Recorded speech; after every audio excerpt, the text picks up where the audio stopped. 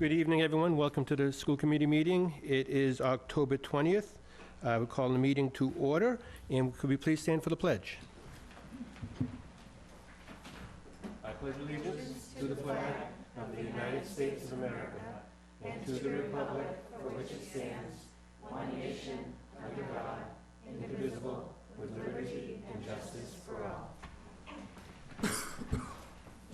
Meeting is being recorded by WCTV and by our recording secretary, Jamie Wixton. Thank you very much, everyone, for attending tonight. We start with open participation.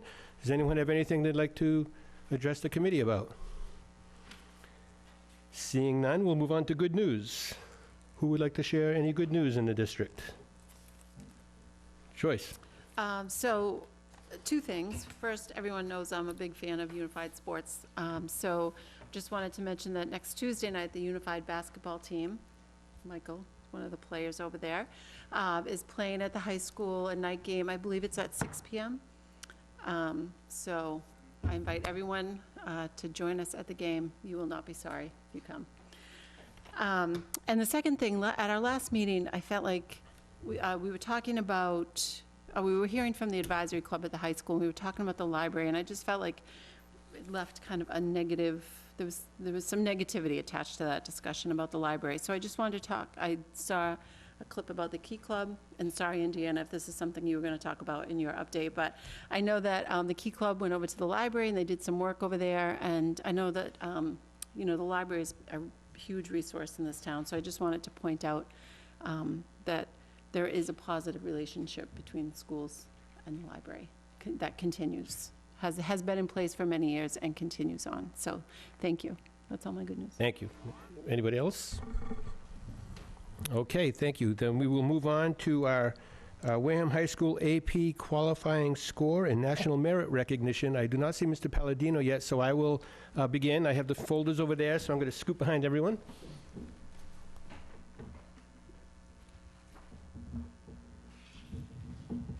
You can stay here, Indiana, because I understand you're getting one of these too.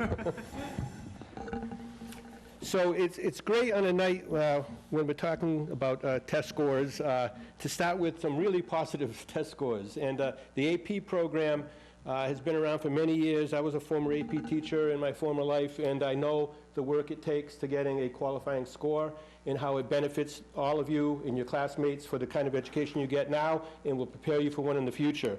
So I'm going to read a list of individuals who received a qualifying score on their AP test. This is at least 1, 3, or better for AP. If you are here, you can please come up. I don't recognize, I recognize a few people, but we'll see. So we have Armin Arujo.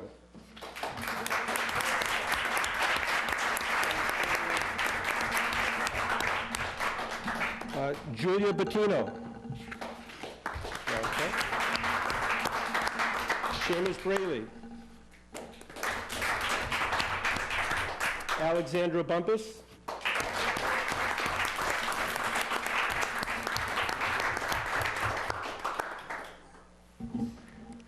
Caitlin Kavakis. Aiden Dillon. Eliza Howe. Jessica Janik. Nirvana Lake. People are all home studying right now. Madison Peckham. Addison Pimentel. Lane Potter. Isabella Russo.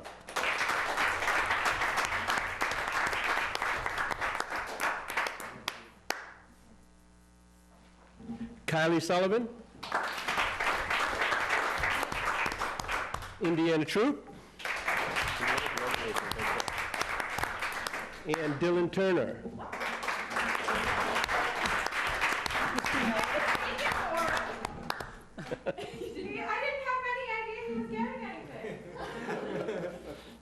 We will pass it on, come on up. Accepting on the end. Congratulations. It really is belongs to you anyway. If you think about it. We also had two individuals who received special recognition for receiving qualifying AP scores on multiple tests, 3 or more, and those are James Pinkham. And I will do a 2-for-1 here for the next one. In addition to receiving qualifying scores on 3 or more, this young woman also received an award for being a National Merit Scholar, which is a great honor for her outstanding performance as a junior on the PSAT, NMS, SQT tests. And so that is a great honor. That goes to Laura Clements.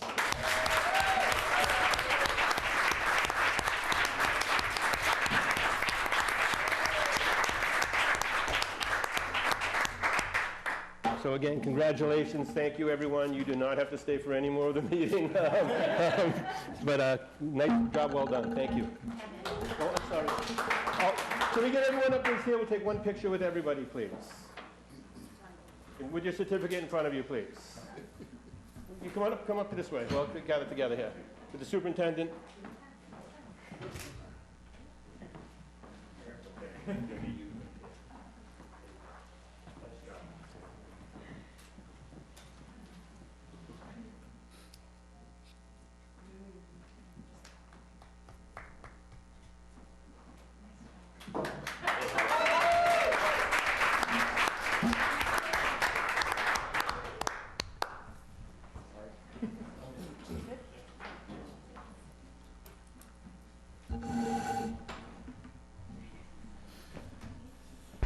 Okay, we now move on to our student representative report. Andy? All right, thank you very much, and congratulations to everyone, especially Laura, for her hard work on everything, and especially on the AP tests, but a National Merit Scholar is a huge deal, so congratulations. So Spirit Week is going on over at the high school. It's a big hit. I have outdone myself every day, and I know a lot of other students have. So I would say it is a big hit over at the high school. The seniors are in the lead right now for Spirit Week, so I just had to say that. And Pep Rally is tomorrow, and we have a lot planned for a little amount of time we have, so we're super excited for that. We also partnered with Damien's Food Pantry for Spirit Week, and we're doing a food drive with them, which is kind of like a competition between grades.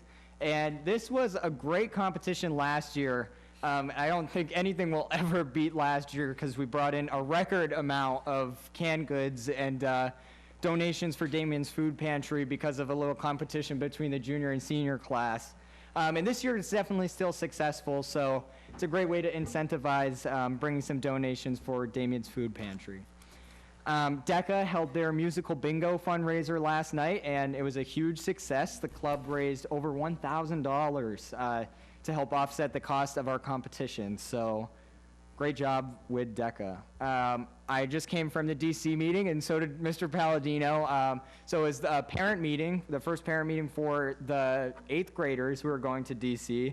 And I was saying to them that it feels like just yesterday that I was in DC for the first time in about 20 years with my 8th grade class. So it's an awesome opportunity. I'm super excited that we're continuing it now that COVID has sort of passed. And it's going to be a great trip over to DC. Today, Mrs. Gameau's marine biology class. So marine biology is a new elective we started offering this year at the high school. And it's been widely popular, and they took a field trip today to the, I'm going to butcher this, the Wacoyet Bay National Estuarine Research Reserve. And students had some time to do drawings and observations from the bluff, and they also did some work with ecosystems and testing water quality. And they finished the trip with some fishing, so that's pretty cool, with some fishing. And definitely a cool experience for the marine biology class. And, you know, a great new offering from the high school as well with our new course of studies. Some cool news, too. I will be at the Mask Conference, the joint conference, coming up in November as part of a student panel. about all things student representation, just questions that delegates there might have for students. So probably we'll be seeing a couple of you there, and super excited for that. And I have to talk about, last meeting I talked about the Massachusetts Association of Student Representatives Delegates Assembly that we had. And that happened just this past Saturday, October 15th in Marlborough. And I talked about how I was serving as an interim member of their board of directors, and now I've officially been elected as one of their executive board members. So our first meeting is tonight, which is why I'm gonna pop out a little bit early from this meeting, so I'm not bored of the discussion. I just have to go to that meeting, but I'm super excited to get to work with them on a more official note. So that's all I got.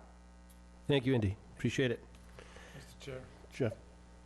I have to say that the girls' volleyball team, the only volleyball team, which did not have a particularly good season last year, has turned it completely around under their new coach, Allison Collette. Yes. Thank you.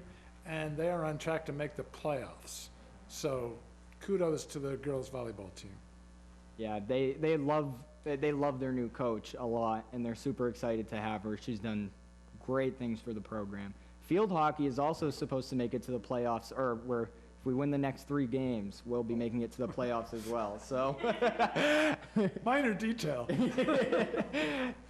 Thank you, and good luck. thank you. All right, next up on the agenda is the Forum Language Tour for Quebec City. Mr. Palladino, do you speak French? Going from DC to Quebec City. Madam Elena Matakina could not be here tonight, and she asked me to fill in, and she sends her regrets. But she has been approved for this before, and I think it was a tragedy of the pandemic, unfortunately, that never was able to transpire. So she is trying again, take 2, to run a trip in June of 2024 to Quebec City.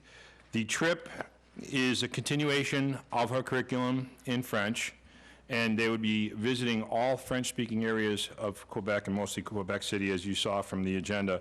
I had a chance to kind of dive into this quite a bit when I found out I was doing the presentation, and it's a really, really exciting trip. You have the itinerary, I believe, in front of you, and what's really cool is just the experience they're going to have from going to Old Quebec City, to seeing one of the largest waterfalls in North America, and the opportunities they're going to have from a cultural standpoint with the various restaurants, authentic French restaurants that they'll be attending. It's a great trip. What I like best about it is the students will not miss any school days, and it's at the end of the school year, and the price point is coming in, I think, really at a great price.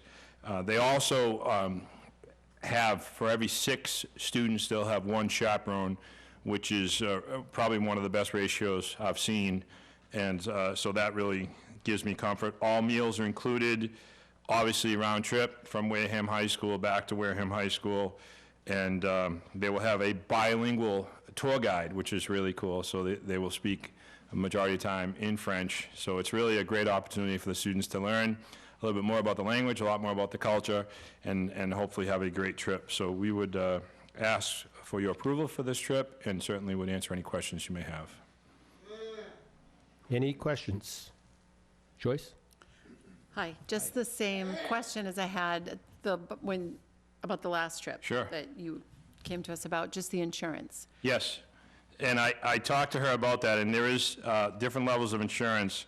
So this program does offer all the way to from full insured to partial insured, and just by signing up, as I believe you were able to see, there is insurance, but there's different levels of insurance they can add to it.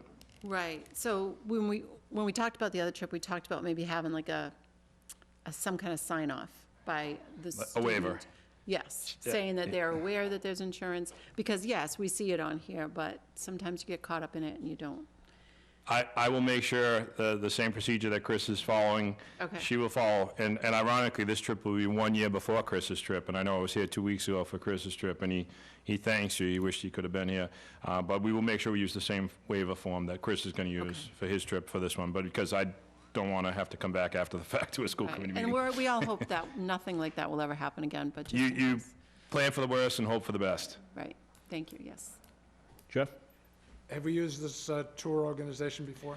This tour organization we have not used, but there are, Ms. Martikina was a teacher in a different school district before and used them twice and had glowing reviews of them. They're very comparable with EF tours. Thank you. Thank That's all you. I wanted to hear. Good luck with the French-Canadian French. It's a totally different animal. But the food is fabulous in Quebec I City. can only imagine. So do we have a motion to accept the trip? So moved. Second. Sec- Second by Joyce. All in favor? Aye. Aye. Opposed? 500. Thank you very much. Next up, we have our financial report. Kristen?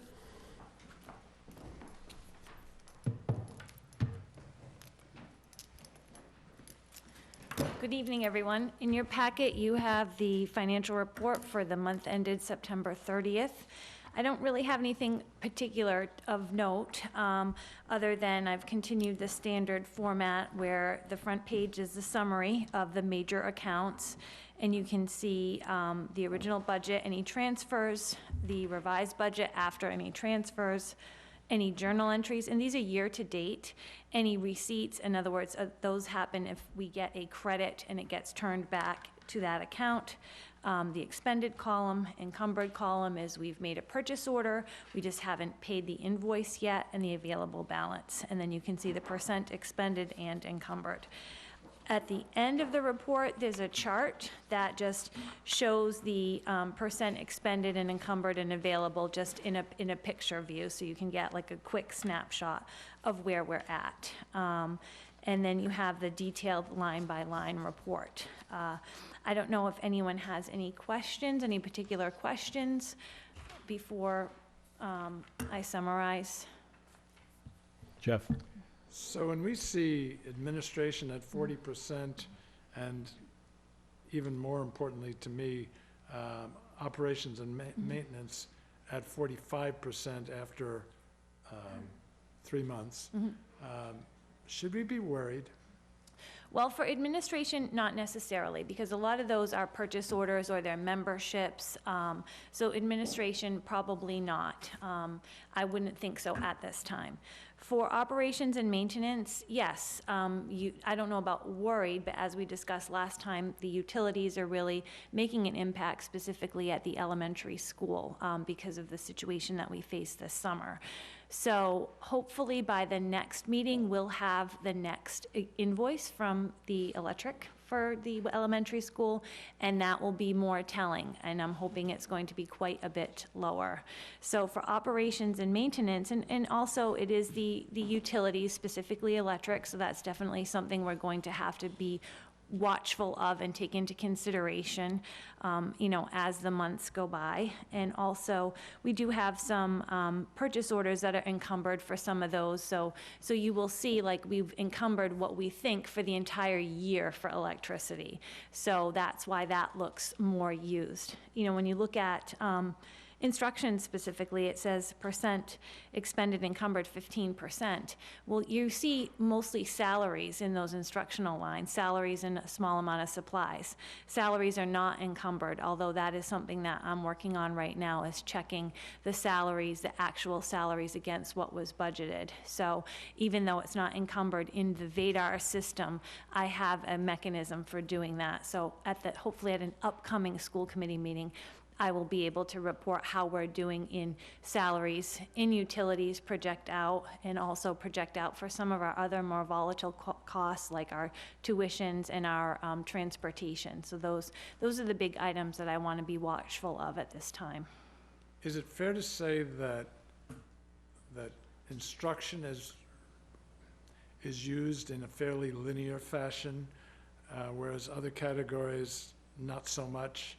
So we're 25% past, and instruction is only 15%, so that sounds like a good news story, but it isn't really a good news story, is it?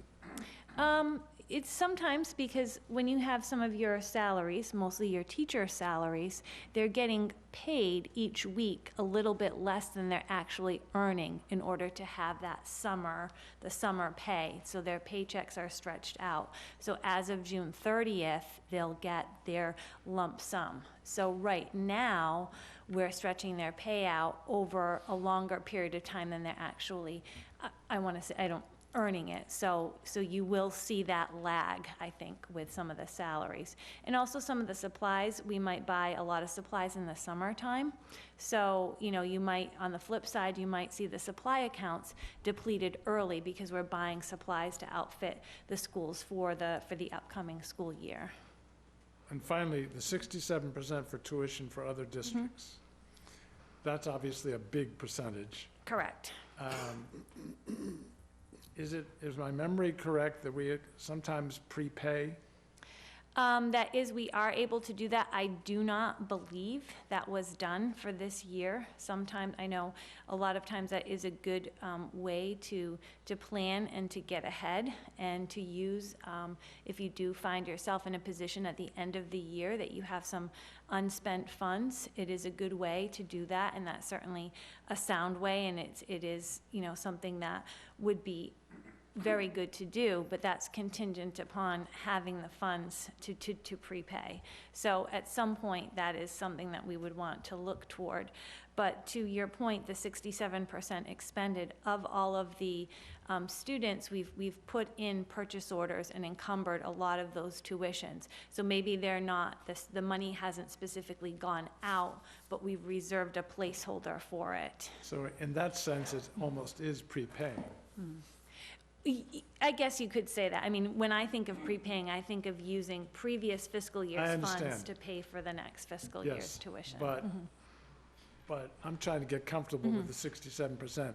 And so if you're saying we've actually paid for well beyond September 30th, then I can get a little, worry less. Yes, so in that respect, yes. So in that respect, it's not like we've actually written invoices, paid invoices for July, August, and September that amount to that 67%. We've paid invoices for those, but we've also projected that we're going to have to pay upcoming invoices for the remainder of the school year, so that's factored in. Thank you. You're welcome. Any other questions? Thank you, Kristen. Okay, thank you. Okay, next up, we're going to have our MCAS report, and before we give that report, or as we're getting ready, Dr. Schwam, we want to recognize that standardized test scores, specifically MCAS, are down across the entire state, and it's due to primarily to post-COVID learning loss. That's clearly evident still, and Wareham is no exception to that trend. Keeping that in mind, we also realize that MCAS data can be beneficial, and it can provide us with important information as we look at our curriculum and instruction. Tonight, we're going to have the scores reported to us. We're not necessarily going to go into solutions or ways to attack those scores right now, but it is more of a kind of a presentation of what the scores were, and we'll have questions for people who have opportunity to ask questions and dive into the data a little bit deeper.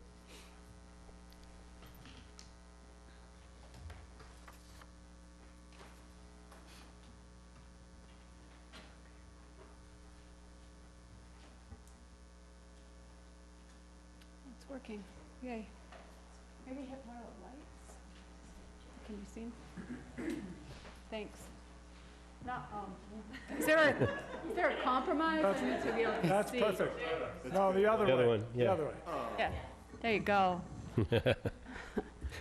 Good evening, everyone. Tonight, we will review the MCAS scores for 2022. At our last meeting, the school committee asked for attendance correlations, DART data, alternative assessments, and data by cohort. The presentation will provide that to you. On the last slide, there are 3 links that address many details. The first link is the attendance correlations for all grades tested. The second is detailed MCAS data broken down by subgroup. And the last is our percentage met and exceeded and growth post and pre-pandemic. Dr. Schwam, as you go through this presentation, do you want questions at the end or during? What do you prefer? I think it would probably be best to wait because the principals are here to support any questions that might be needed to be answered, so they'd be bouncing up and down. Okay, so we'll wait till the end of the presentation to ask questions. Okay. Does that work? Thank you. That's fine. Thank Okay, you. terrific. So joining me tonight for tonight's presentation is Dr. DeAndrea, Superintendent, Dr. Chandler, Principal of Wareham Elementary School, Ms. Cote, Principal of the Wareham Middle School, and Mr. Palladino, Principal of the Wareham High School. We can address any questions you might have. Principals, thank you for coming tonight. Really appreciate it. So this summer, with school committee members, we met as a leadership team, and we established some core values. These values reflect what is most important to us. We actively work on building positive relationships. Our students, staff, and families continue to persevere regardless of circumstances. We may not have won the marathon, but we did finish the race. We have respectful interactions that consider others' point of view and remain compassionate. Our daily mission is to provide safe schools, foster effective, compassionate, honest conversations, model respectful relationships, offer inclusive opportunities, and foster learning that is challenging everyone to be their best selves. Our values and mission will realize this vision. This is the vision of the graduate. We adopted this in June of 2021, and I've gotten a lot of great feedback outside of Wareham that this is it's a great vision for many reasons. So we continue to talk about becoming the best versions of ourselves, and that's an all-inclusive ideal.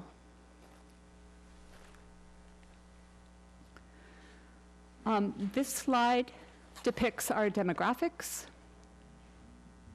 High needs is defined on the Department of Education's website. Our numbers don't really match the definition, so to speak, if you add up the different categories and the numbers, but this is how it is defined. I've searched this answer for a long time, I'm not quite sure, but it's a combination of EL students, low income, and students with special needs. But those are our numbers.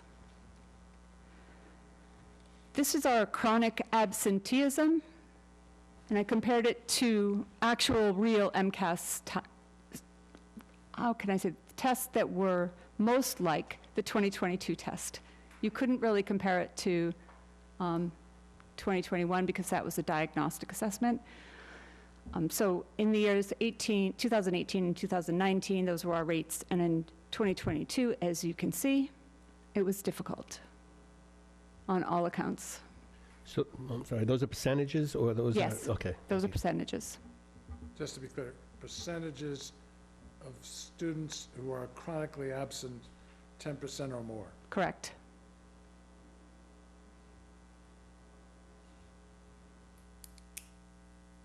Good. So I gave an example of this. There were a number of people involved in this, Bonnie LaSorsa being one of them, thank goodness, because she has a math background. So I was very grateful for that. And we looked at the correlation between scores and absenteeism, and there's significant correlation between absences and scores. The slope of the line doesn't really do it justice, but the mathematical equation of the slope of the line does. And in actuality, it affects growth more than the actual scores, as you can see here. But nonetheless, we know that in order to learn, kids need to be in school. And it makes a big difference in the outcomes.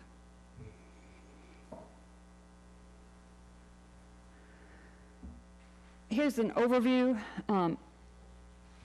with our scores, grades 3 through 10 in English, as compared to the state. We had some significant growth at the middle school specifically. And their actual accountability rating is higher than it's been in a long time. So they did not go backwards. They went forward regardless of the challenges. But we definitely had some challenges. Just let me know. You had these ahead of time, so let me know if you want me to move ahead. This is just a look at the non-low income students, because that's our largest population of kids. And there is a significant difference in their ability to attend to MCAS testing, the standardized test. I'm not really sure why that is, but it is what it is. So you can see the details of every single subgroup in the 49 slideshow that is attached to the link. Saving you that with, thanks to discussions with the superintendent, which were very helpful. We made this very short. And here's math.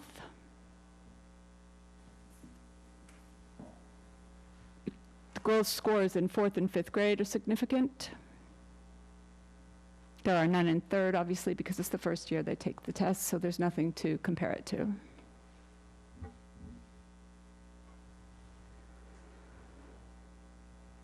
And the non-low income students.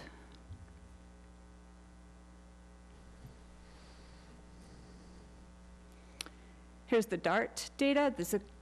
These are the districts that the Department of Ed explain we are somewhat compatible to overall, and where we stand compared to other districts.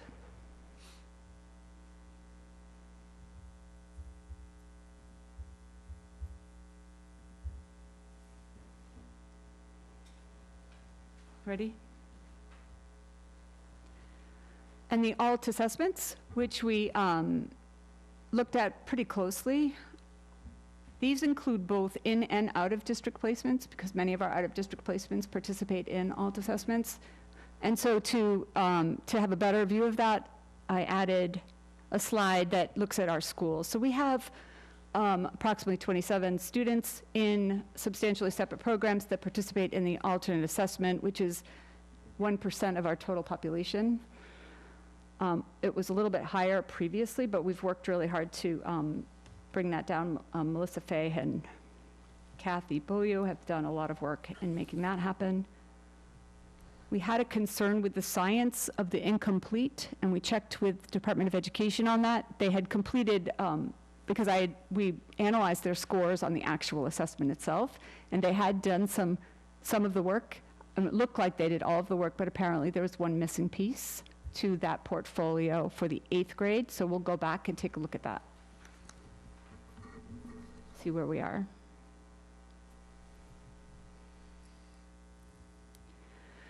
So in comparing cohorts, I had to take a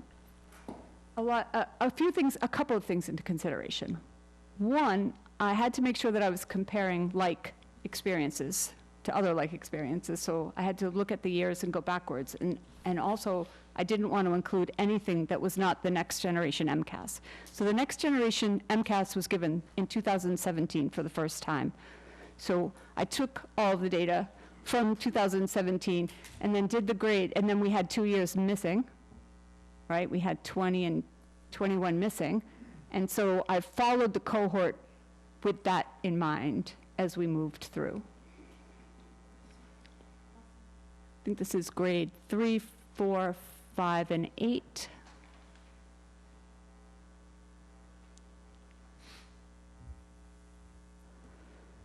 And this is grade 4, 5, and 6. They would be currently grade 9 for the 2022. So couldn't add that, right? Because they'd take that in grade 10.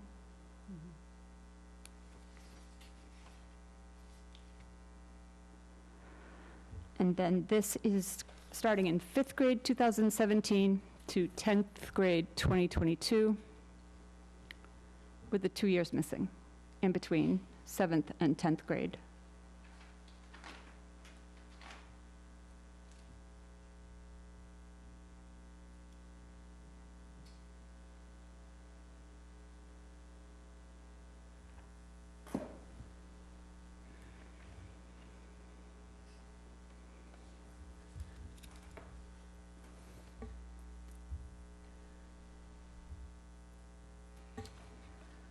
The superintendent and I have had many discussions about this data, and he has been extremely supportive and has a realistic and thoughtful assessment of this information. Although the data is concerning, it is not a surprise.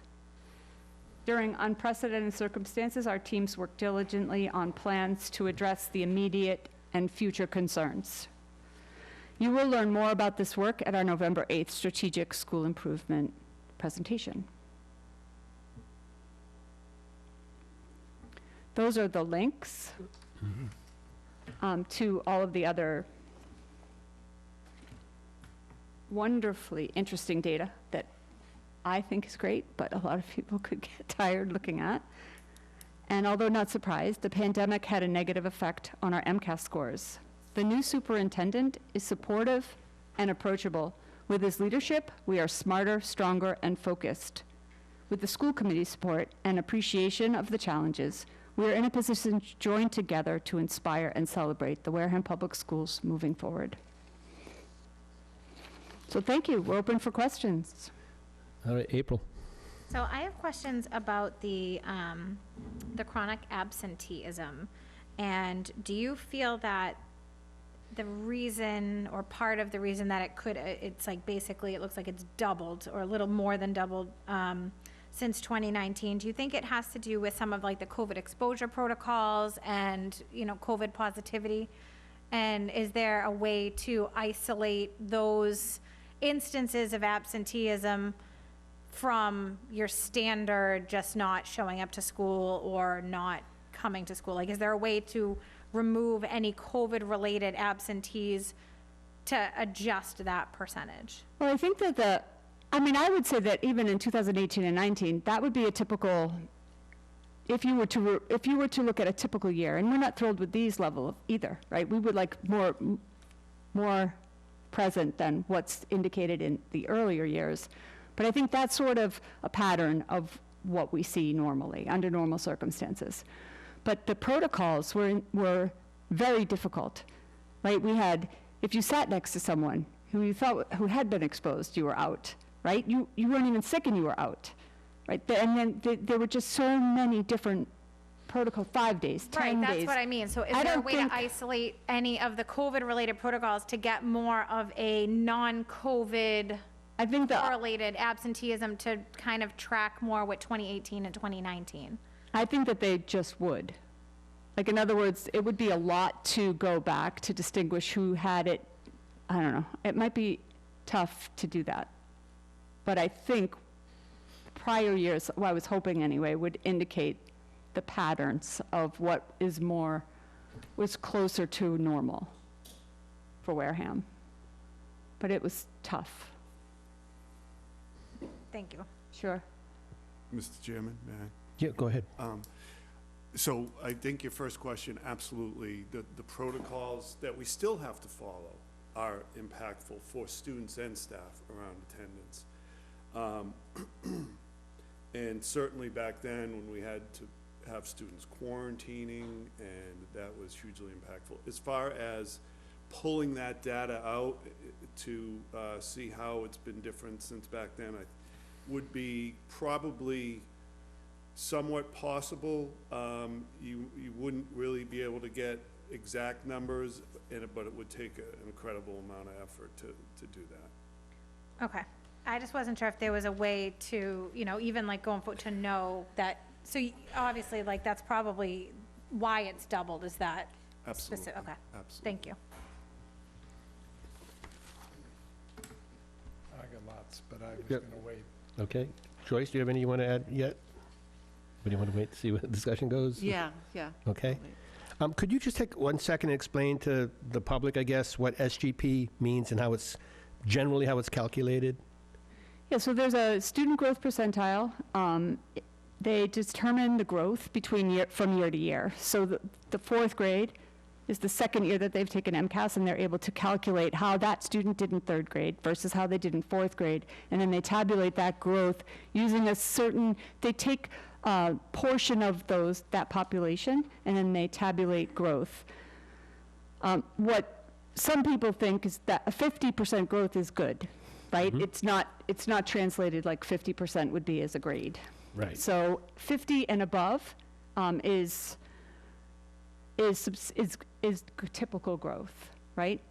And so when you look at this chart on the bottom, it indicates where that mean stands, where the mean growth number stands and what it means. And in layman's terms, or the best way that I can explain it, is that if our students are growing, it means that they're learning and that the teachers are teaching. So to me, they may not be where we would like them to be on achievement, but they're not stagnant. They're actually learning, and they're better than they were the year before. So it's worth mentioning because it indicates that people are working hard for our kids and that our kids are hanging on to that knowledge for the purposes of taking this test. I'll just go ahead here and ask a couple questions too. In terms of the ELA scores, and especially when you look at like the comparison in the DART group, where we're in ELA, we're in grades 3 through 8, we're 6 out of 11 in the grade. Not that I'm a big fan of ranking necessarily, but where I was looking where we fell with that DART group. Are we in the middle? Are we up top, or are we on the bottom? In ELA, especially grade 10, is writing an issue? Do we know yet, based on the early analysis we've been doing? Is that one of the issues, open-ended writing? But we knew that that was going to be an issue, so we've put plans in place to address that specifically. But it was an issue in the actual results, It correct? was an issue in the results Okay. hugely, and it was an issue with the entire state. Mhm. And it was brought up at a conference at a webinar that Matt and I both attended. Writing is definitely an issue, so, Okay. yes. Jeff? Would it be possible to have the principals and the director of student services join you? I would love that. Mr. Chairman, Go ahead. while they come up, if I may.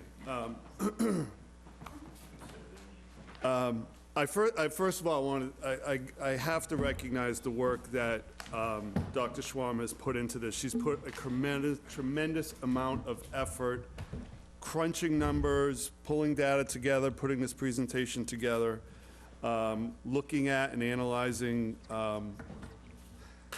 areas in which we have challenges and we need to do work. And so I just want to thank her for all her effort to put this together. So this was, the results that have been seen across the state were expected.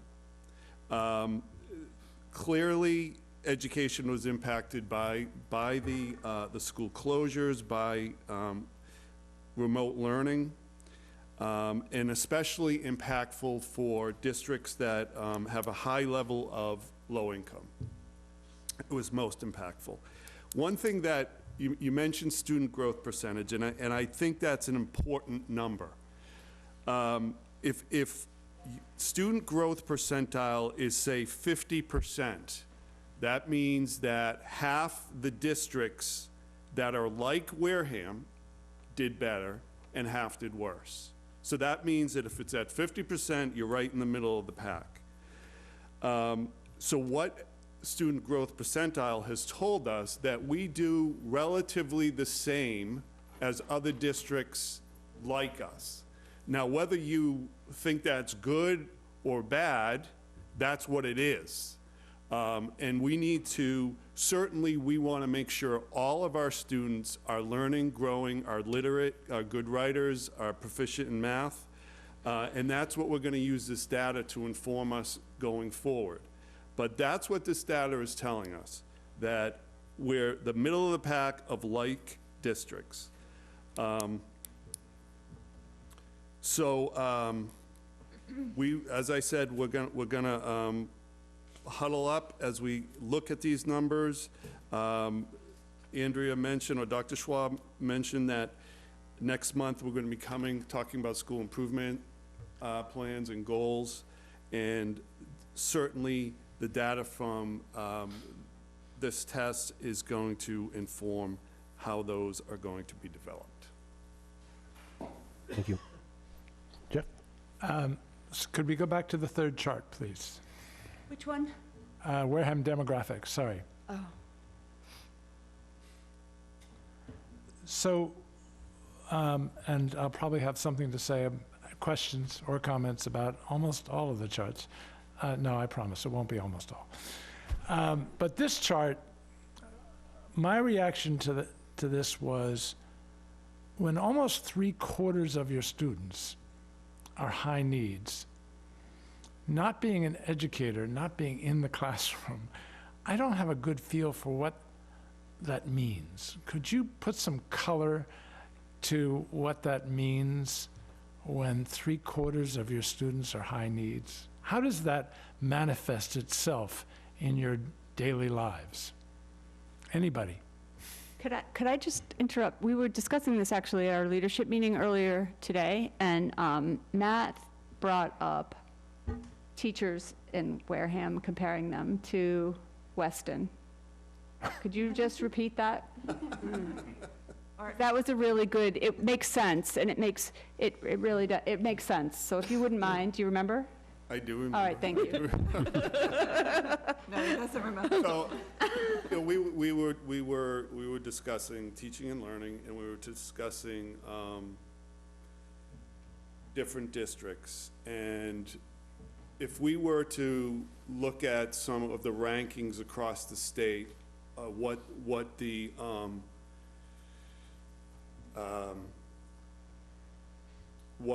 whatever group is saying the best district in Massachusetts is, I would suspect it would probably be one of those Weston, Wellesley. Wellesley. Best in terms of performance on the MCAS. Correct. Well, best, however they want to measure it. Well, it matters how you measure. Oftentimes they use MCAS as, and I said that if the two school districts, let's just say it's one of those Ws, I don't want to single any out. And we just switch staff,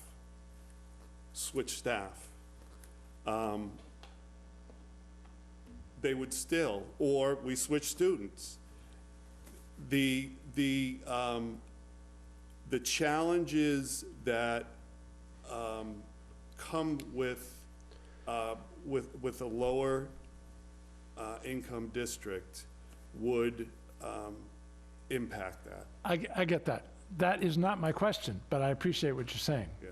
My question is, how does a teacher, or for that matter, a principal, but you've been both, how does a teacher feel the 3/4 almost of our students being high needs? How does it impact the classroom? How does it impact the environment? I mean, it's teaching, right? But we teach the kids that are in front of us, and we know that they come with a lot of stuff every day. We don't know what that stuff is, right? We might have a child that's hungry. We might have 5 children that's hungry with us. We might have children that don't have a home to live in. They might be living in the woods. We might have a student whose mother overdosed last night. We might have a child whose father died last night. And that's the reality of what we teach with every single day. And that's what the kids are in front of us. I have teachers that take children home to give them a house, to give them shelter, to give them love. Because we have the best darn teachers you're ever going to see in the state of Massachusetts, because that's what they have in front of them. And what they do every day is they say, I'm going to make my teaching the best I can possibly make it, because those kids need a better life. And I'm going to make it for every single one of them. And that's what the administrators go in saying, like, we're going to do the best job we can do because those kids deserve it. The one thing you said to me, which is disturbing, is I thought because we provide breakfast and lunch that we generally don't have hungry That's children. not true. Come in Monday morning and don't stand in the hallway when the buses come. Yeah. So they're running. Yeah. So what you're saying is, depending on the day of the week, they can be hungry. Don't be in the hallway Monday morning when the buses are being released in the morning. And they're hungry, Jeff, every day. I mean, they want 2, 3 lunches. They don't just want one. They're hungry. And our staff knows that. I stand in front of them and I said, I know what hunger is. I don't really know what hunger is. I don't know when there's no food to eat. And we feed them and they eat. When you hear stories, and Tracy alluded to a lot of them, but when you get even deeper, as we do, and I'll say to the assistant principal, it's amazing the kid even showed up today. Yeah. And we're worried about educating the kid, the kid's worried about getting through today. And it's a percentage of our population, and what it means to the teacher is there's way more support that has to be implied in that lesson and in that instruction than might be traditionally needed in other schools. So my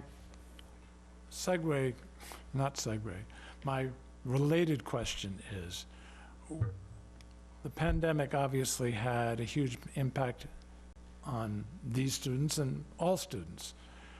When we added significant resources, and we did, at least that's what the budget says we did it make a difference? I think it did. We added social workers, and that was a big piece. We were able to really quell some of those issues, mental health issues, but we really didn't add a lot to the instruction. So you added ancillary staff? Correct. Okay. And the final question on this particular issue is there any reason to believe that next fall, everything will be back to normal and these resources won't be needed anymore? No. Why? I'll speak for the high school. I mean, we don't run our core classes anymore because we cut those in years past. So it's going to take a lot to get back to where we were. Will we get better? As I said to my department heads, organically, we're going to get better, but are we going to get back to where we were? It's going to take a while. You cut programs and positions in previous budgets, here we are. But we've added. We didn't add. We added two social workers. Okay, we added. Or we saved This is not meant, just to be clear, this is not meant to be in any way, shape, or form. This is a discussion, not adversarial. We added on the theory that what we were adding was supposed to deal with learning loss. Did that work? No. Well, I don't know if that's, I mean, maybe not last year did it work, but we still have some of that support staff. And I would say that at the elementary level anyway, that they're making a huge impact to address learning loss. So we'll see. Should we have used the dollars in a different way? Well, I think in my opinion, it's too early to tell. It's way too early to tell. So, I mean, you're talking about 2 years, especially at the prime literacy years for kindergarten, first, second, third grade. 2 years of learning loss is huge. It's huge, and that's going to impact for years. So we're playing catch up. So 1 year of extra support is not, we're going to have to wait for a few years of investment in the education of these kids to see if we can, how we can get them caught up. April? So just to speak to Jeff's point, I think that adding the social, I think what the teachers, and correct me if I'm wrong, I think what you guys are seeing more than the learning loss is the impact that these kids had witnessing some of the things they may have been shielded from at home being at school as much as they were during the pandemic. The fact that some of them are struggling with, there's a huge, battle with addiction nationwide, and kids dealing with and now seeing things with their families that they may not have witnessed when they were in school prior to the pandemic. I think the social emotional support that they're giving is taking precedence over the learning loss, because these kids had years of coming to school and knowing they had a safe place to go, knowing that they had breakfast and lunch, not knowing if they'd go home and have dinner. Because we have always had a high foster population. There's a lot of grandparents raising grandchildren in Wareham, and a huge, I'm on the board for Turning Point, and just the number of people in need looking for the utilities to not get shut off. They're not quite homeless, but then there's the people coming in looking for tents because they have nowhere to go, or living in their cars, or not even having a car, and not having a permanent address to be able to get a job, or all these things that these kids are now sort of seeing and bringing with them to school. I do think that they're correct, that they're trying to give these kids a reminder that the school is a safe place, and earn that trust back for them, I think, before that learning loss is gonna have any turnaround. Jeff? So the chronic absenteeism slide speaks for itself. candidly, I can't imagine more than a third of our students are missing 1 out of every 10 days. I mean, it's just it's a mind-boggling number. It is. When I think of my own very middle-class, bedroom community experience growing up. But anyway, I will tell you that if you take the next slide, I shared these 2 slides with some students of mine. I say of mine. Of course, they're tennis kids. That's what I think of them as mine. They're all ours. Yes, exactly. And of course, I wanted to test them as well as get their opinions. And I said, tell me what this means. And they very quickly said, oh, there's a correlation between absenteeism and test scores. So you've taught them well. But then one of them said to me, but Coach, you're missing the point. The absenteeism is an indicator of disengagement. And I thought to myself, oof, okay, so is there any way to increase the level of engagement with our students? Is there anything we're not doing that we should be doing, could be doing, that would increase that engagement? Because frankly, I believe this student. I think she was much smarter about this situation than I am. And yeah, I can read the math just as they read the math, but they had a deeper insight into it than I did.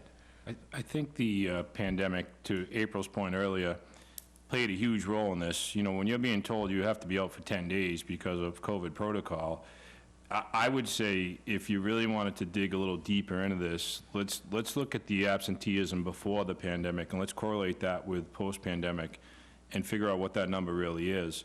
Because, and I agree, don't get me wrong, there's a percentage that's disengaged, right? I mean, that's was there before the pandemic, it's there now. And it probably has increased, you could argue, over that time frame. But our absenteeism really wasn't, as far as at the high school, wasn't a huge issue. It was an issue that we dealt with, but it was a real small percentage of the population that was considered habitually truant. And we have a process that we go through for that. But the pandemic just exploded those numbers, and it was, I sit on the attendance appeal committee at the high school, obviously, and the amount of appeals that we had last year were more than I had in the first 12 years as principal. It was amazing. But obviously, because of the pandemic, kids need to be out for X number of days, and even, they have a runny nose here and there, they have to be out. So it was, I would say it was turned upside down because of the pandemic. Is it fair to say that for those students who are disengaged, and part of that is indicated by the number of days that they're absent, are those students also, and I want to be careful when I say this, because there are all sorts of reasons why parents may not be involved. They work 3 jobs, who knows what, okay? But is there a correlation between parental involvement and this engagement absenteeism problem? In other words, do we have a partnership with parents? In most cases, there's disengagement on both ends. And the parents have kind of thrown up their hands and said, I have no control at this point. And the tough part is they've let them run on their own for so many years. And now at the age of 14, 16, they're deciding, now I'm going to pull back the reins. It's too late. That should have been done at a much younger age. But a lot of the parents are putting up their hands and saying, there's nothing I can do. I have no control over my kid at the age of 14, 15, 16. And again, I don't want to make it sound like that's en masse. It's a percentage of the population. And it's also, by the way, I met with 10 other principals this afternoon. It's not, that part isn't unique to Wareham High School. I'm sure, yeah, none of this is unique. It may be a little higher, maybe, because of our demographic. And the elementary school, is it fair to say you have far more engagement with parents than Scott does at the high school? Yes. Okay. Is there a point at which, in the middle school, where they start to disengage, and should we be saying don't? I say don't all the time. It doesn't. you know. I think there's different things that happen. Students don't want their parents involved. Parents believe, well, you're Then getting earn that old. right to not have your parents Going to involved. developmental stages. Yeah, it's a developmental All right, right, you know. I'm taking a lot of time. Let's go to the next slide.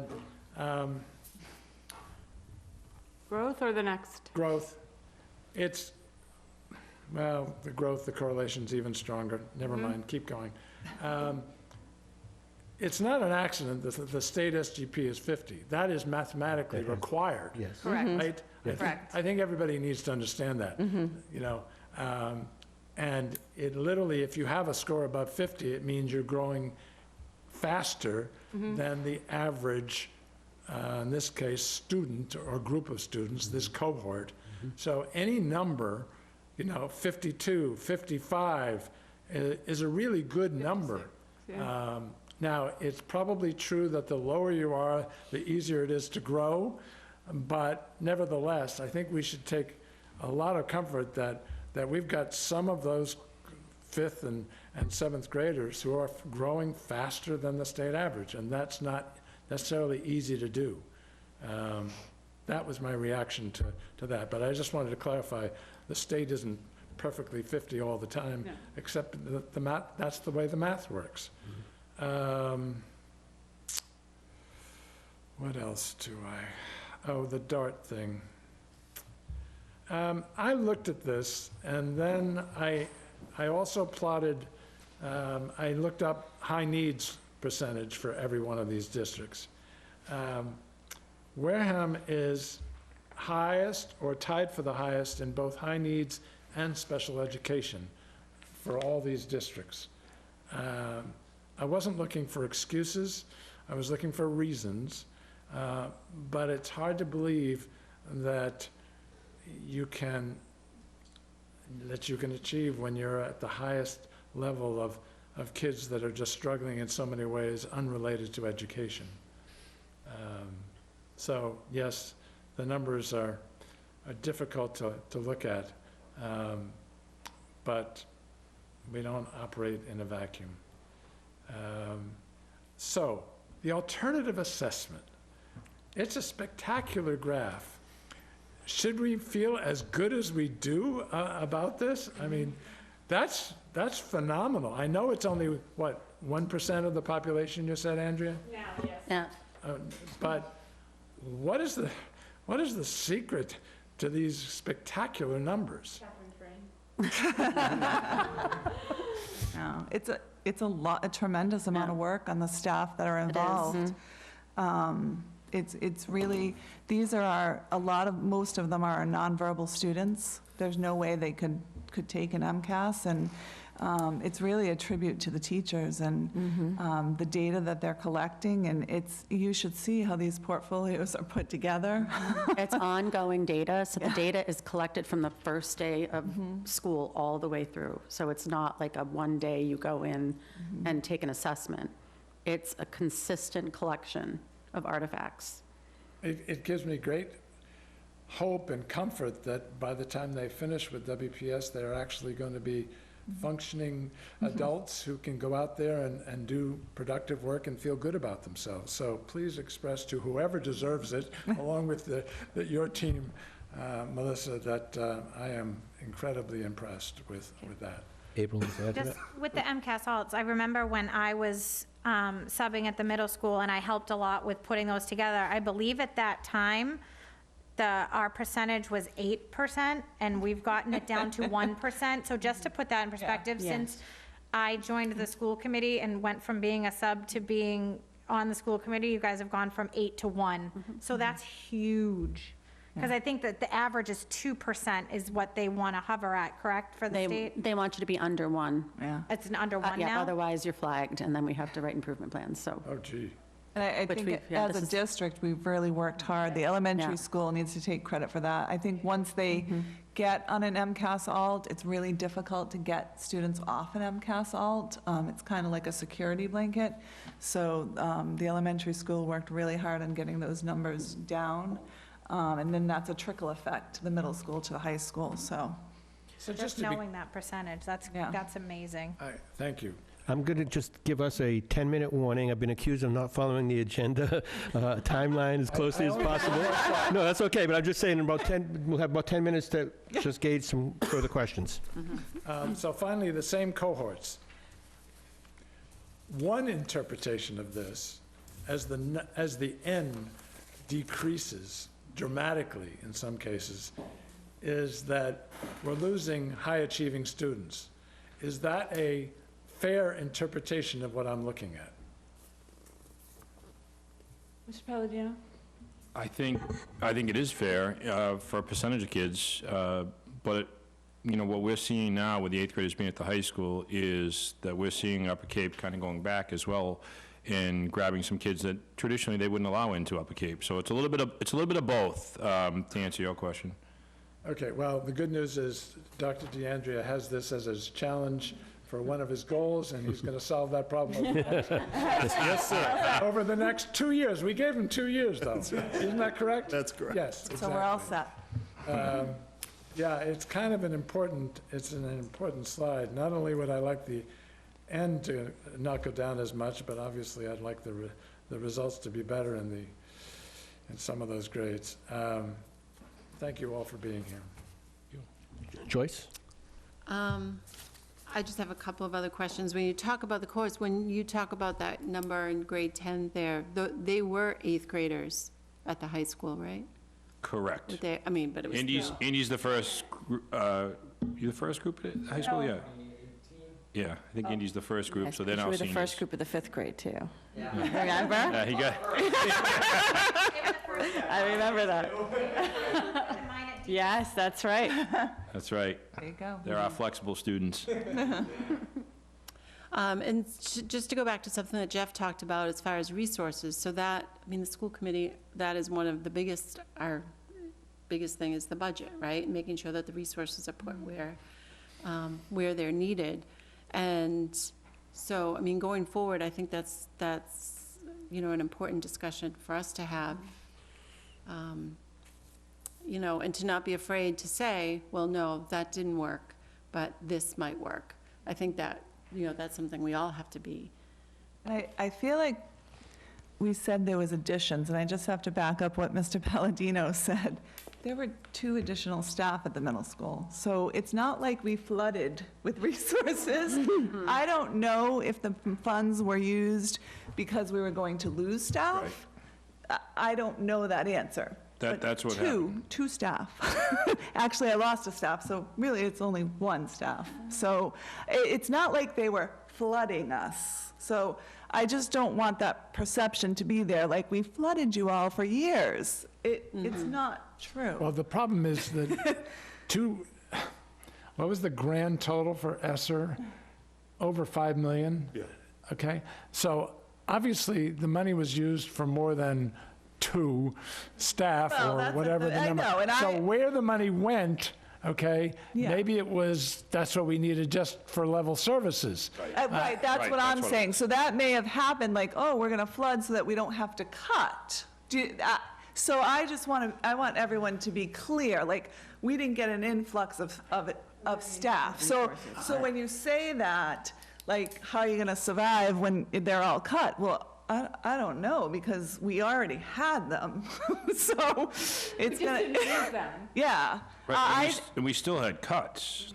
So it's not that we didn't have cuts. We still had cuts, but my net gain was 2 social workers, and we were able to keep a large percentage of our staff. So it was still in a tough budget, it was still a win for us. Right, But, yes. So when there are cuts, it's going to be a significant impact that we haven't seen in years. I unfortunately have to agree with that statement. Joyce?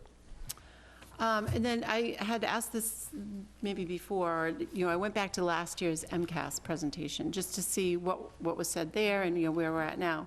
And so there was talk last year about knowing and identifying how to begin to solve deficiencies in math. So was there something that was changed this year? Did it work? Or if it didn't work yet, do you see improvement? So we saw. Not necessarily reflected in scores. Well, no, actually, we did see a lot of high growth, particularly at the middle school with math overall. But we went through a deep analysis last year of different programmings, and we actually had piloted a program at the elementary school and then looked at another program that we currently use, Envision Math, and we've used that for a long time. But we were using it grades 2 through 7, and K and 1 weren't involved in it. And because the K and 1 teachers, when that was approved at school committee, 2016, I think, there was tension in that exchange because K and 1 teachers said that it was too language rich for the kids to actually be able to attend.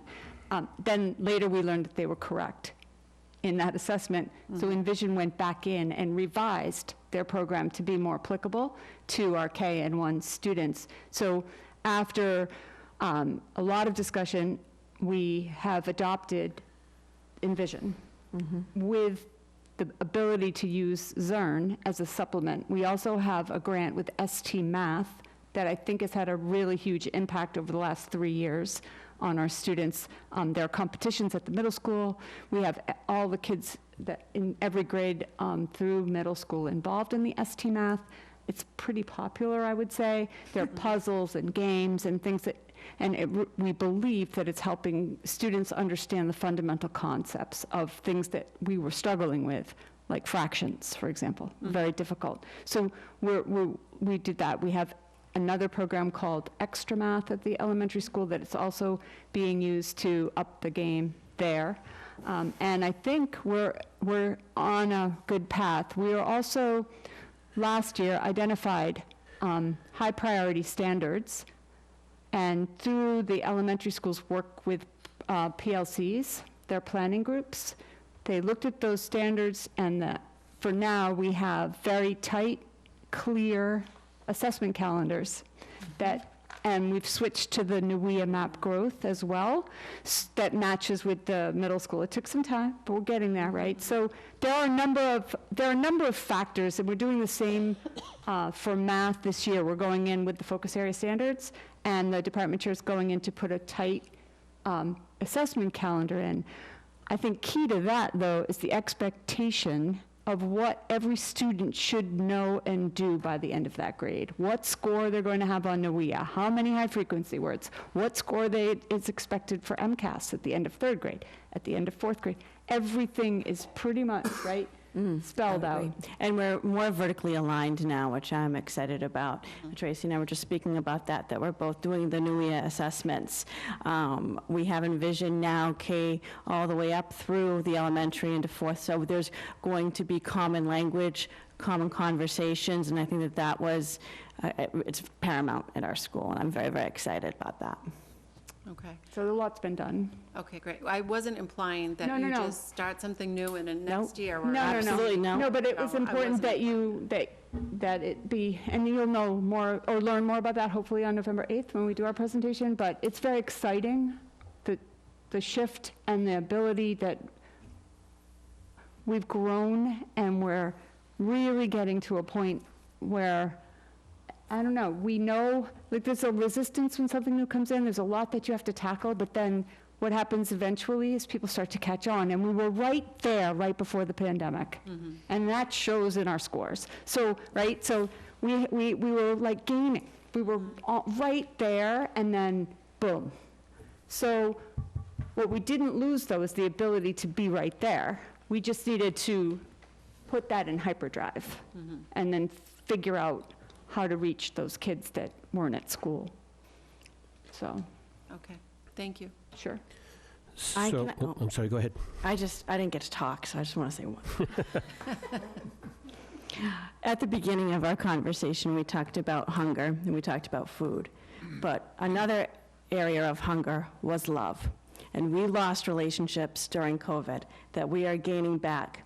It's part of our mission statement, it's part of who we are. about building relationships, and I think that that is a key factor in how we're going to improve these MCAS scores. Relationships with our children, relationships with our families. We lost that during COVID.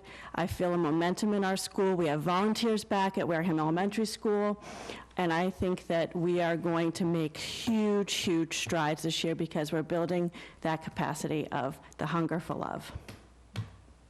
Thank you. So I want to thank everyone for being here tonight, for discussing this. I know it's not necessarily easy. I think it's really important that we were transparent. I think we have to tell it like it is and then try to fix it and roll up our sleeves and work together. And it's our job as school committee to give you the resources that you need as much as we can. And so I thank you for that. I never want to teach to a test, but I do think we always have to teach the standards, and I think we can do that going forward. So again, thank you for the transparency, and you have our support. Thank you. Thank you. Thank you.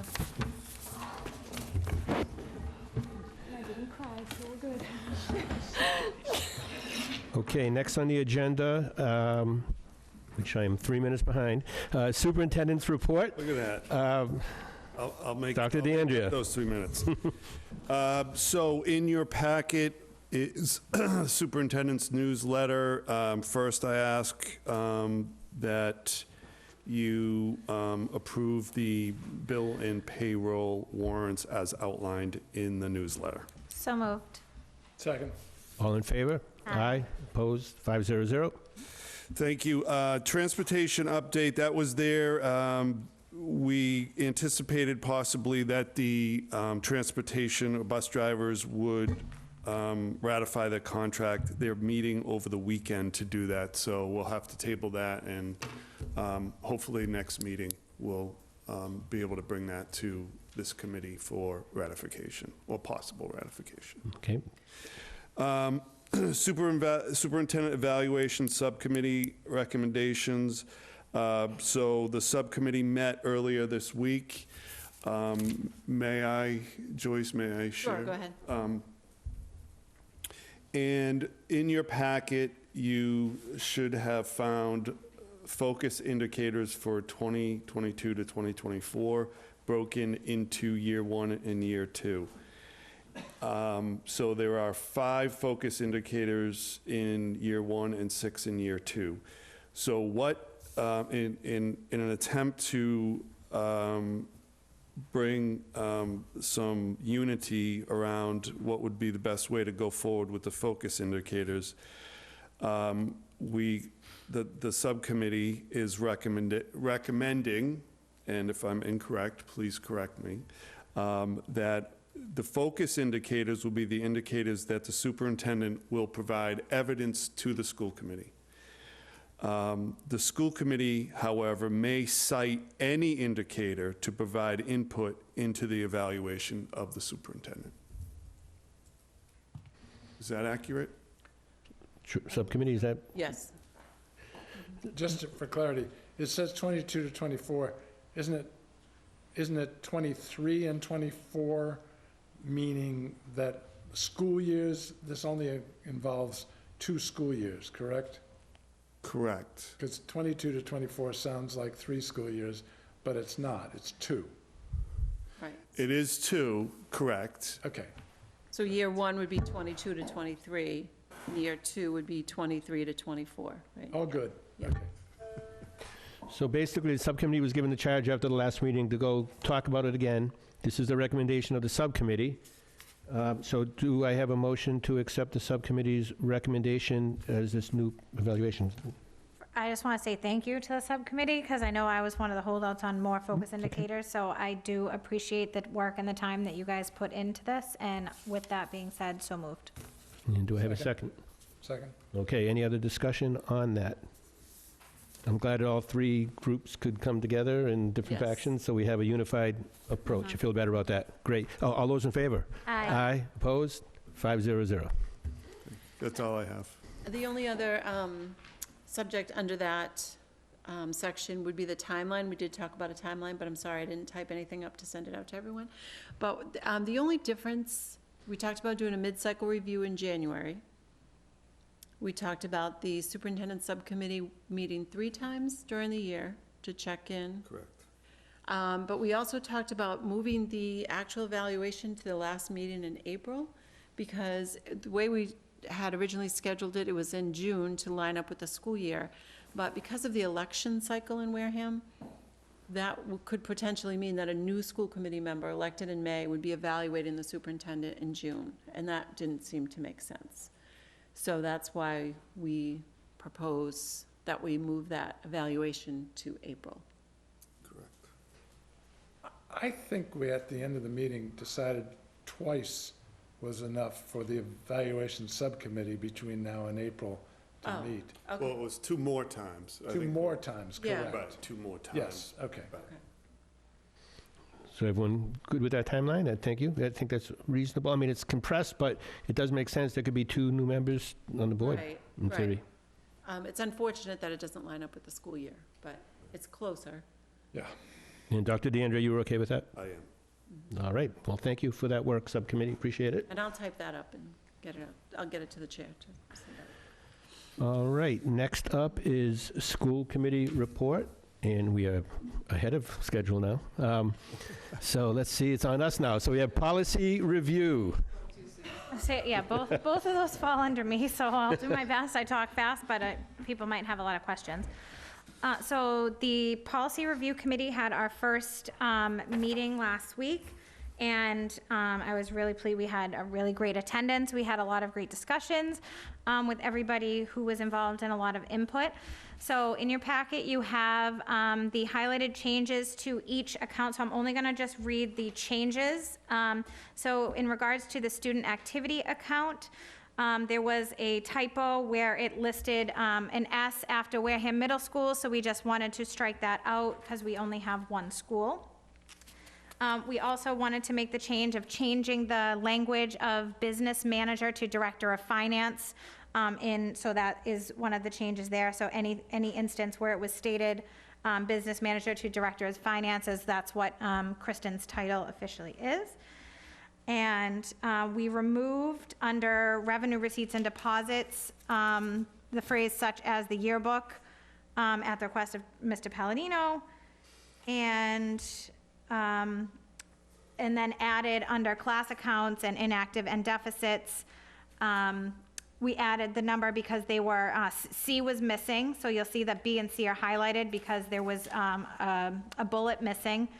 And that, again, at the request to require 3 signatures to access funds under the number 37 and that. And there was a space, again, I believe it was a typo, where any student activity inactive for a period of, it just said of years, the number was missing, so we added the number 5. And that was a unanimous vote. So if, do you guys want to go, obviously, policy by policy to vote to accept the change? Yeah, probably just approve each Move policy. approval.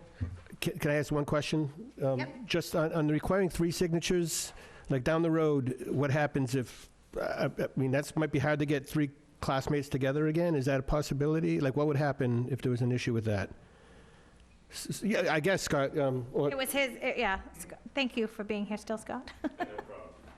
So, I know what you're saying, but my concern is if you had only 2 or 1 person in charge, there's not a lot of accountability. I felt like if we had 3 people, we've kind of triangulated it, and we've got some, good measures to make sure the money's being spent. My fear is they put it in an account, there's no one who's the custodian of that, or maybe there's 1 person or 2 people. If we have 3, they're probably only going to use it for reunions, so they are going to be coming back to do that. I just felt from a security standpoint, it would be a better step for us to make sure that the money is being spent for the class and that we don't I read think about it. we can try it and see how it works, and if Right. down the road, you won't know this for 5 or 10 years. Right, but in full disclosure too, most of the classes donate it back to the schools, so it might not be a big issue, but I just felt, I felt like it was kind of a little loose with only 2 signatures. Okay. Could I just ask a question? Is it possible for them to do a little of each? They can do whatever they want. It's at their discretion, so they could. Most of the kids, what ends up happening in the past years is no one really wants to be responsible for it. So it's easy to donate it than to be responsible for it. But we've got, Indiana's class is an unbelievable class, as you know. They might want to do something like that. And like you said, maybe they split up in thirds. Right. Right, So okay. it's definitely an option. It's not all or none. And once they put it in a checking account, it's out of the schools. They might come back to the school and say, hey, that didn't work out so well. But once it's in a checking account, it's out of our Right. control, right? It's in their Okay. control, yeah. All right, we had a motion. Do I have a second? Second. All in favor? Aye. Opposed? 500. Okay, the next policy was the facilities governing use of. We added the words fields and grounds to that. And then at Dr. DeAndrea's suggestion, for WPS employees during school hours, the principal or designee may approve use. So that would be any teacher or employee that wanted to, say, move a classroom and have them outside in the auditorium, things like that. They don't need school committee approval if it's during school hours on school grounds. So that was a change for that policy. On number 5, all organizations or individuals must pay a rental fee for use of school buildings unless the superintendent or designee revises or waives the fee. That is, there has been some instances where certain organizations have been offered, that benefit our students, have been offered a discounted rate to rent the property. And because of that, we struck number 11 because it encompassed that policy in number 5, so it wasn't necessary, and that is where, those are the changes to that particular policy. Yep. So I guess I have a question for Tracy and Scott. Someone, a taxpayer of Wareham, decides they want to race around the track or play tennis. This sounds like they need permission if you read this closely. I assume that was not the intent. But I also assume that, and I hope this is the case, that if the students want to use the track or the tennis court, you feel totally comfortable kicking any citizen off when it's during school hours. So is there some aspect of fields and grounds that is in the middle here? I believe there's language on the old tennis courts in regards to students taking the priority on that. I think the nature of this was if someone wanted to have a tennis tournament, for instance. But it says individuals and organizations, so it sounds like two individuals who want to use the tennis courts couldn't just walk on and use them. I think the way it was meant is if Jeff Sweat wanted to have a big tennis tournament here as an individual, or if there was a South Coast Tennis Association. But, I mean, I think our two most used facilities in this district are the track and the tennis courts. That would remain the same, open to the public. But if someone wanted to have an event, they would have to fill out that form. Okay, just for clarity. Yes. Okay. You agree, Tracy? Yes. Okay. Do we have a motion to accept? Oh, Joyce, question? Just a question, is the fee schedule part of the policy or not? Is what schedule? The fee schedule. There's a schedule of fees, Yes, right, there for is. each? With the form. Yeah, so when they, it's So that's under, part of the 5, form, not part of the policy, is that true? I have not seen that fee schedule, so. yeah, so when I remember using to take the, when I was on the board for the Tigers, and we would rent, say, the season for Spillane, or the JBA would use the gym, or we'd use the gym for the cheerleaders, you would appeal to each building that you're looking for, and you'd fill out a form, the fee schedule would be there, and then that would get sent to the superintendent. He would decide whether or not to go with that fee schedule, or say if the JBA wanted a discount, we're using it this many times, this is for the students of your district, would you cut us a break on this? Or if it's like, say, like a tournament, like Scotty Montero's tournament, would you waive the fees for us to use the gym for that instance? But I believe that's broken down on the form, not on the policy. I'm just wondering, has that fee schedule been revisited, say, since the elementary school opened? No, it has not. Okay. Should it be? In 2019, this particular policy was reviewed and changed, and the rental form and the fee schedule was looked at and revised at that time while this was being looked at. Nothing has changed on the rental form or the fee schedule, only that now with this policy, the way that it's written, the superintendent no longer has to sign off if it's during the day for our teaching staff. That's the change that was made. Okay. So you're asking, should we look at the fee schedule?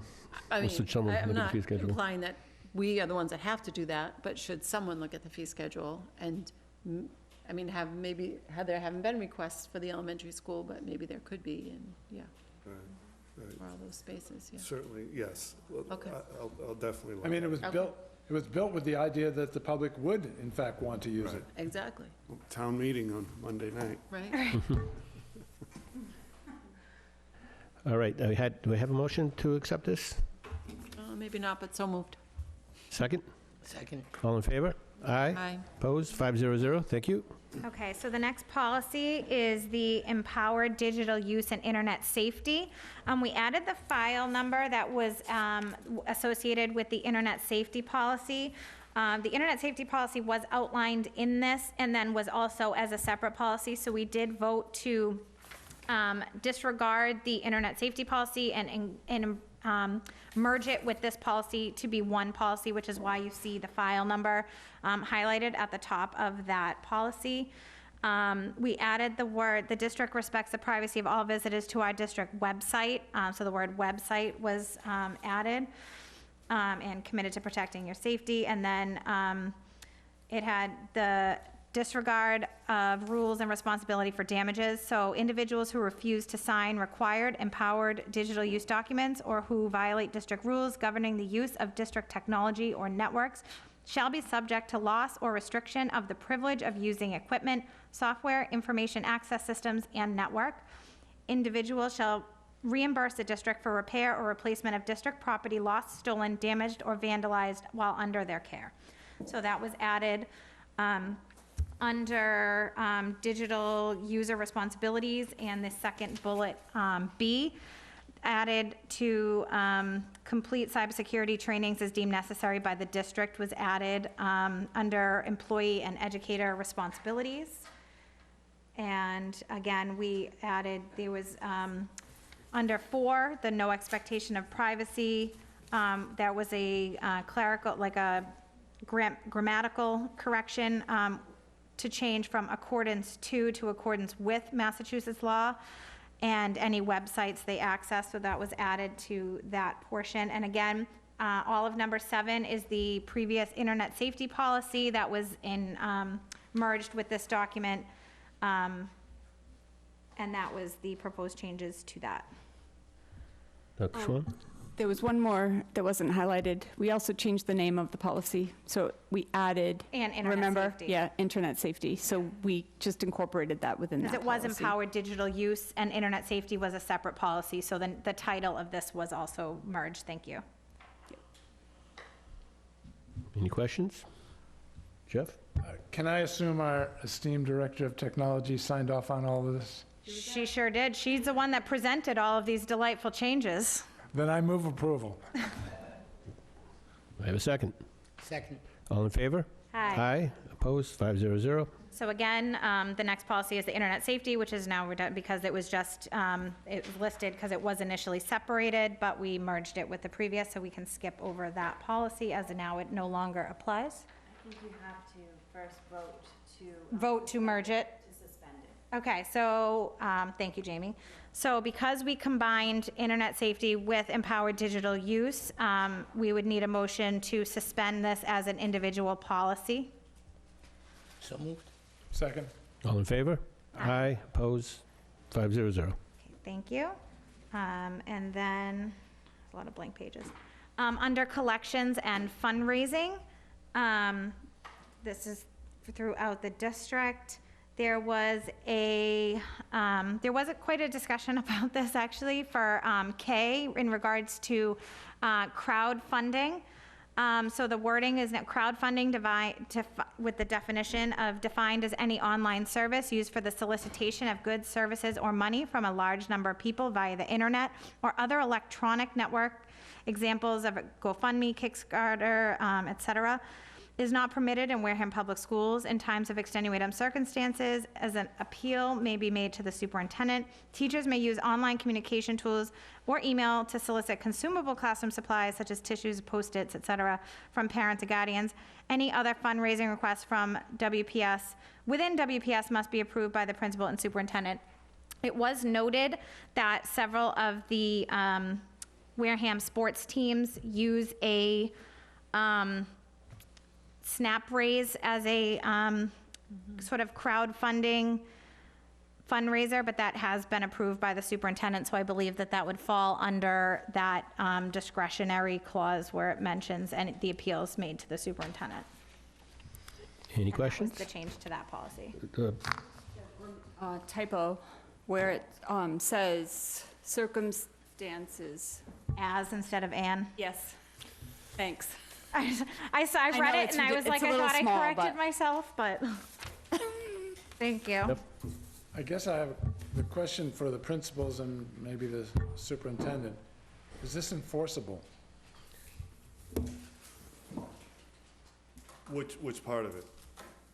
That all these crowdfunding apps, whatever, Yes, I think. we can enforce this. I think so, yes. Can I ask the Director of Technology whether she thinks this is enforceable?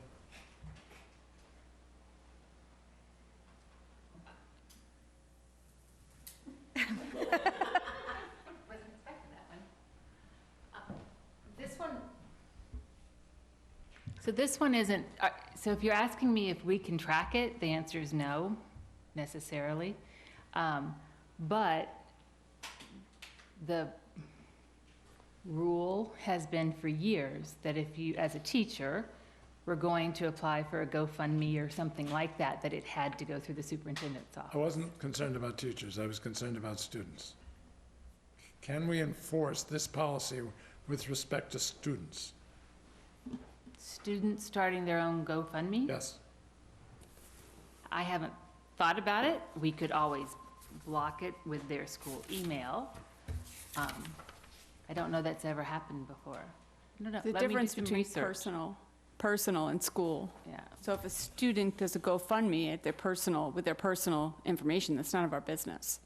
But if they do it under the Wareham Public Schools, then it becomes our business. Or if they use our email. Mm-hmm. Was this put in place because there were instances of where it was being done?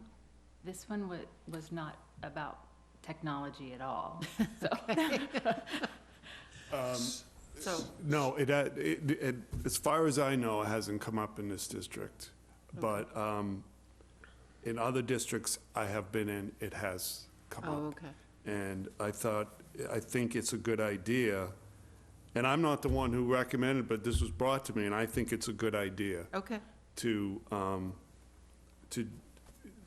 make sure it is, if you're going to go ahead and do a GoFundMe, which is, many of them are great, it needs to be vetted by the superintendent. I think that's fair and appropriate. So let's just make sure that if they're using school email, they can't do it without it being approved. we'll just block GoFundMes for students across the board. Fine. And then if they ask for a waiver through the superintendent, then you can handle that accordingly. Works for me. Thank you, Bonnie. We have a motion to approve? So moved. Second? All in favor? Aye. Aye. Opposed? 500. Sorry, we had one more policy that was tabled for a future meeting, and there was some additional information that was requested and some further communication to clarify a lot of things on that, and that was social networking for staff. So that will be updated at a future policy review meeting, which will be Okay. next month. So our last order of business is the annual mask resolutions, and we often take a vote whether we want to support those or not. Right, usually we've gone through each one and just voted yes or no, and as I'm the delegate, I will vote in whatever the majority of the committee goes with as the representative for Wareham. There is, they doing it a little bit different this year. Usually when you are part of the delegate assembly, there's a chance at each meeting to propose amendments, and I believe this time they would like any proposed amendments ahead of time, I think, to sort of expedite any processes or any, in the caution of time. So the first resolution is regarding sanctuary laws for transgender students, and I'll just get to the resolution part. So it be resolved that the Massachusetts Association of School Committees calls on the Great and General Court to join with other states in the passage of so-called sanctuary laws to ensure such children and their families have the power of enjoying in safety and tranquility their natural rights of the blessings of life as guaranteed by the Constitution of the Commonwealth. I feel like this is a moot point in our district. I feel like we are a very accepting and amazing place in all phases of equity and acceptance, so I am hoping that we all vote accordingly. So what I'm going to do is just ask for a motion and a second, then if we want to discuss, we can at that point. So do I have a motion to accept that resolution? So moved. A second? Second. All right, any discussion on it? Okay, all in favor? Aye. Opposed? So that- 500. Yes, okay. So the second one is to increase the maximum balance allowed by the Special Education Reserve Fund. So moved. Do I have a second? Second. All in Sorry, fa- April. That's okay. I'm Any for discussion? it. I think it's going to go. All in favor? Aye. Aye. 500. Very good. Third is membership of the Board of Elementary and Secondary Education. Therefore, be it resolved that the Massachusetts Association of School Committees calls for the enactment of legislation to repeal the provision of Massachusetts law that prohibits practicing educators and sitting school committee members from serving on the Board of Elementary and Secondary Education. Be it further resolved that the Massachusetts Association of School Committees calls for legislation to reconstitute the Board of Elementary and Secondary Education by including members with expertise as licensed educators and members with expertise in public school governance. I have a motion to accept that. This is actually pretty controversial, but it shouldn't be. I move approval. Do I have a second? Second. Any discussion? All in favor? Oh, Yeah, I was just gonna say, I agree. I think that, having people on a board that runs the education of our state that doesn't have educators on it doesn't seem like a very logical move. So I think this is a great resolution. We'll see if it happens. all in favor? Aye. Opposed? Abstained? 500. Okay, Resolution 4 is preserving local governance of Massachusetts schools. Therefore, be it Move resolved. approval. Be it resolved that the Massachusetts Association of School Committees calls on the Commonwealth of Massachusetts to restore local governance and accountability for Lawrence, Holyoke, and Southbrook Public Schools no later than July 1st, 2023. And be it further resolved that the Massachusetts Association of School Committees calls on the Massachusetts Legislature to enact legislation to limit any future state takeovers to a term of no more than 3 years. Do we have a motion? We have a Jeff. Jeff? I'll make the motion, but I want to make a point. Okay. Do I have a second for that motion? Second. Okay. Jeff, your point? I have felt from the time I got on the school committee, which was a long time ago, that the state was presumptuous, arrogant, et cetera, in thinking that they could take over a school district and solve all the problems and, then hand it back to the school committee. It's absurd. I don't think they've ever done it. Nope. So somebody ought to slap them down and at least say, you got 3 years to do it, and if you can't do it, hand it back. That's my comment. All in favor? Aye. Aye. Opposed? 500. Okay, Resolution 5, which is another one I know that Mr. Palladino is already incorporated in the high school, but personal finance literacy education. Therefore, be it resolved that MASC file legislation that would have the effect of ensuring that all students have exposure to personal finance literacy curricula and ultimately graduate from high school with a lifelong knowledge of how to be fiscally responsible to avoid being deterred by financial woes. This legislation should ensure that students at various levels would benefit from curriculum in Massachusetts public schools, which would include content and personal financial literacy. Don't you gotta love it? Deterred by financial woes. What a phrase. Do we have a motion to accept that resolution? So moved. Second? Second. All in favor? Aye. Opposed? 500. And Resolution 6 is establishment of a regional school assessment reserve fund. Therefore, be it resolved that the Massachusetts Association of School Committees calls upon the Massachusetts Legislature to enact or amend legislation which permits municipalities to establish a regional school assessment reserve fund. Once again, do we have a motion to accept that? To help our regional schools. Sure. All right, first, and I'll say Jeff second. All in favor? Aye. Aye. Opposed? Aye. Abstain? Aye. It doesn't apply to us, so I, Motion passes 5-0-0. Thank you, April. Thank you, and I look forward to reporting back after the delegate assembly on the Wednesday of the MASC joint conference. Great, thank you. Any other business? Seeing none, meeting is adjourned, and it is 8:14. Meeting is adjourned. Motion to adjourn. Oh, my goodness, I got so happy.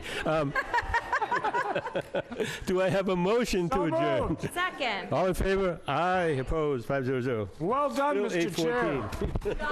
8:14. 8:15.